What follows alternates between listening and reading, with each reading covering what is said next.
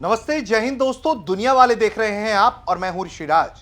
दोस्तों, दुनिया वाले के इस एपिसोड में हम बताने जा रहे हैं कि भारत के प्रधानमंत्री अचानक मलेशिया क्यों जा रहे हैं। आखिर मलेशिया के पास ऐसा क्या है कि पीएम मोदी ने इसको लेकर अचानक एक प्लान तैयार किया और अब वो वहां के दौरे पर जा रहे हैं। 7 और 8 फरवरी को वो मलेशिया के दौरे पर रहेंगे। ये दौरा भारत के लिए बहुत महत्वपूर्ण है। कई मायनों में मलेशिया भारत के लिए बहुत लाभदायक साबित हो सकता है। भारत और मलेशिया के रिश्ते हाल के दिनों में मजबूत करने की कोशिश की गई है।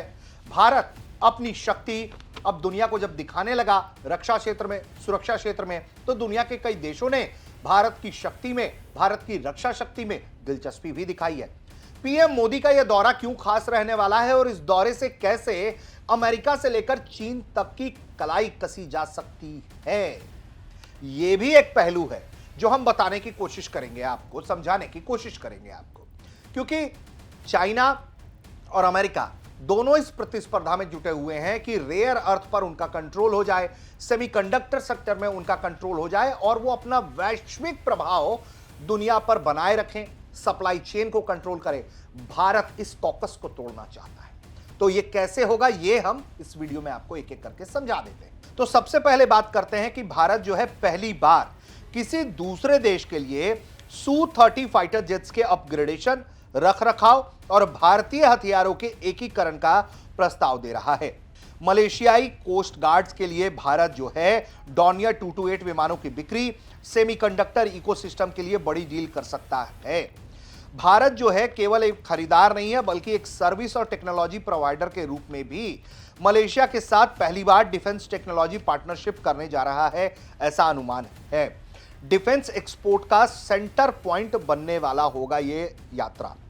देखिए, भारत पहले भी अन्य देशों को अपने रक्षा उपकरण भेजता रहा है और सौदे करता रहा है, पिनाका दिया है, ब्रह्मोस दिया है, तमाम चीजें कर रहा है भारत। लेकिन ये जो मिशन है वो सिर्फ सर्विसिंग से कहीं ज्यादा आगे बढ़कर है, टेक्नोलॉजी अपग्रेड पर है।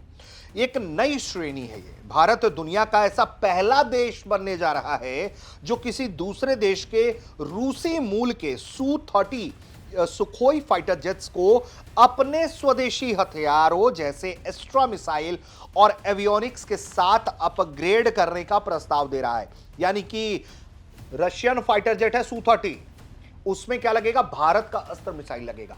जो एवियोनिक्स लगेगी भारत की सॉफ्टवेयर के द्वारा डेवलप की गई, डीआरडीओ द्वारा डेवलप की गई एवियोनिक्स का इस्तेमाल होगा। यानी कि Su-30 को सुपर डेडली जिस तरह से भारत ने बनाया, वैसे ही मलेशिया के Su-30 को भारत सुपर डेडली बना सकता है, जो ऑफर है भारत की तरफ से मलेशिया को। इसके अलावा ये जो अपग्रेडेशन का काम है वो सिर्फ रशिया से ही पहले होता था, लेकिन अब भारत जब इसकी कमान अपने हाथ में ले रहा है तो अब समझ सकते हैं कि गेम का लेवल कितना बड़ा हो रहा है और भारत कैसे वैश्विक बाजार में रूस के एक बेहतर सहयोगी के रूप में सबके सामने आ रहा है।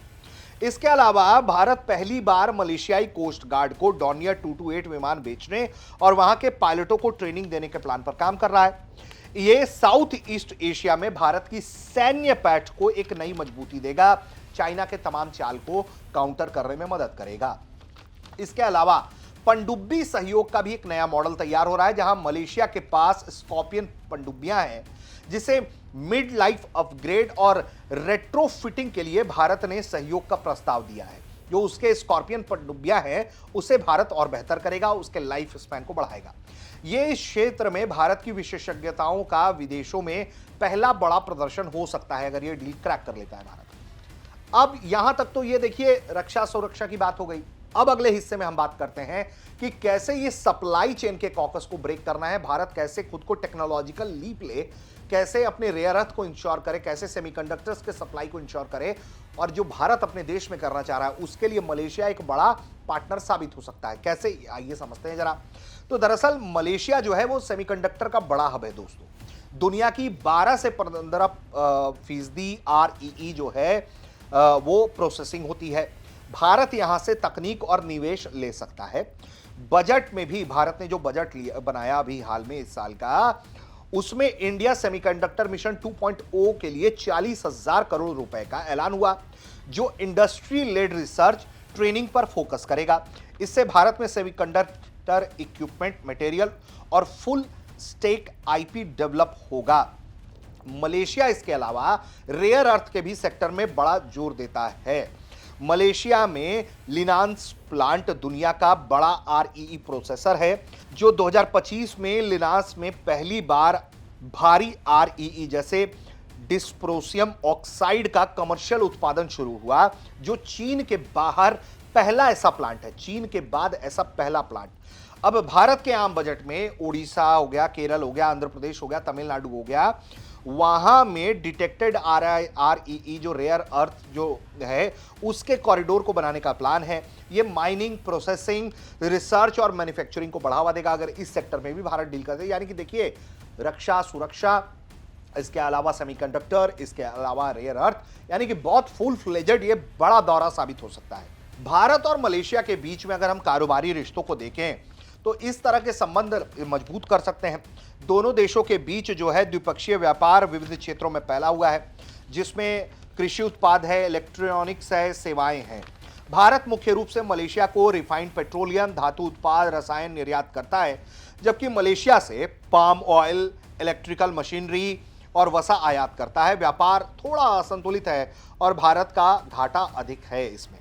2024-25 की बात करें, द्विपक्षीय व्यापार लगभग 19.86 अरब डॉलर का रहा, अमेरिकी डॉलर का, जिससे भारत से निर्यात जो है 7.32 अरब डॉलर और आयात 12.54 डॉलर का रहा। 2025 के नए आंकड़ों के मुताबिक नवंबर 2025 में भारत ने मलेशिया को 523 मिलियन डॉलर का निर्यात किया और 1.12 अरब डॉलर का आयात किया। यानी कि दिसंबर 2025 में मलेशिया से भारत को निर्यात जो है वो 5.19 अरब रहा, लगभग 1.2 अरब डॉलर रहा। कुल मिलाकर 2023-24 में व्यापार 20.1 अरब डॉलर तक पहुंचा और 2025 में भी लगभग 20 अरब डॉलर के आसपास स्थिर या बढ़ता हुआ प्रतीत होता है। यानी कि एक लेवल इन्होंने पा लिया है 20 अरब डॉलर का, अब इसे आगे ले जाने की तैयारी है।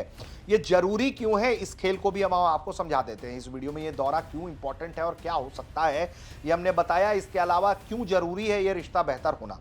देखिए, भारत मलेशिया व्यापार संबंध जो है वो आर्थिक और रणनीतिक रूप से काफी महत्वपूर्ण है।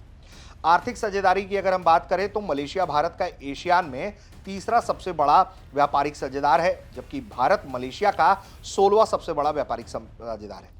यह संबंध Malaysia India comprehensive economic corporation agreement जैसे समझौतों से मजबूत हुआ है, जो व्यापार, सेवाओं, निवेश, लोगों की आवाजाही को बढ़ावा देते हैं। मलेशिया भारत में दूरसंचार, स्वास्थ्य सेवा, बैंकिंग, निर्माण में निवेश करता है, जबकि भारतीय कंपनियां मलेशिया में आईटी, विनिर्माण और बैंकिंग में सक्रिय हैं। 2000 से 2013 तक मलेशिया ने भारत में 618 मिलियन डॉलर का एफडीआई किया। कुल निवेश जो है वो तकरीबन 6 अरब डॉलर का रहा। अब रणनीतिक महत्व की बात करते हैं कि क्यों जरूरी है। देखिए, मलेशिया स्ट्रेट्स ऑफ मलक्का के पास स्थित है। अब ऐसे में जो वैश्विक समुद्री व्यापार का महत्वपूर्ण मार्ग है, यह भारत की एक्ट ईस्ट पॉलिसी और एशियान के संबंधों को भी मजबूत कर देता है। दोनों देशों ने 2024 में संबंधों को कॉम्प्रिहेंसिव स्ट्रेटेजिक पार्टनरशिप तक ऊंचा किया, जो व्यापार, रक्षा, प्रौद्योगिकी और सुरक्षा को बढ़ावा देते हैं। क्षेत्रीय संतुलन की भी अगर हम बात करें तो ये जो संबंध है भारत को दक्षिण पूर्वी एशिया में मजबूत स्थिति प्रदान करते हैं। खास तौर पर चीन और अमेरिका की प्रतिस्पर्धा के बीच व्यापार में वृद्धि जो है उससे आपूर्ति श्रृंखला मजबूत होती है और आर्थिक विकास को बढ़ावा मिलता है। कुल मिलाकर जो दोनों देशों के बीच का अर्थव्यवस्था को मजबूत करता है, क्षेत्रीय स्थिरता को बढ़ावा देता है। क्योंकि देखिए, चाइना जिस तरह से बुली करता है, चाइना जिस तरह का व्यवहार रखता है, ऐसे में इस तरह की चीजें बहुत ज्यादा जरूरी हो जाती हैं। भारत इस तरह का काम करके भारत अपनी स्थिति को मजबूत कर सकता है। इसके अलावा भारत जो है वो मलेशिया के साथ जहां अपने कारोबार को बढ़ा रहा है, वहीं मलेशिया भी इस तरह से भारत के साथ कारोबार बढ़ाकर चाइना जैसे देशों को बैलेंस कर सकता है, जहां चाइना को लेकर हमेशा माना जाता है कि वो इस तरह से अपने देशों को, छोटे देशों को जो साइज में थोड़े छोटे देश हैं, उनको गिरफ्त में लेने की कोशिश करता है। ऐसे में मलक्का ऑफ स्ट्रेट की बात हो, सू-30 की बात हो, डॉनियर की बात हो, अस्त्र मिसाइल की बात हो, तो ऐसे अपग्रेडेशन के जरिए भारत मलेशिया अगर एक साथ एक पेज पर आते हैं तो ये एक बड़ी कामयाबी है, भारत को एक बड़ी छलांग देता है और इसलिए ये दौरा बहुत महत्वपूर्ण हो जाता है, जिसके लिए पीएम नरेंद्र मोदी 2 दिवसीय ये यात्रा कर रहे हैं। बहुत महत्वपूर्ण यात्रा है और आगे भी जो इसमें डेवलपमेंट्स होंगे वो भी दुनिया वाले आपको बताता दिखाता रहेगा। फिलहाल के लिए इतना ही। आप देख रहे थे भारत तक।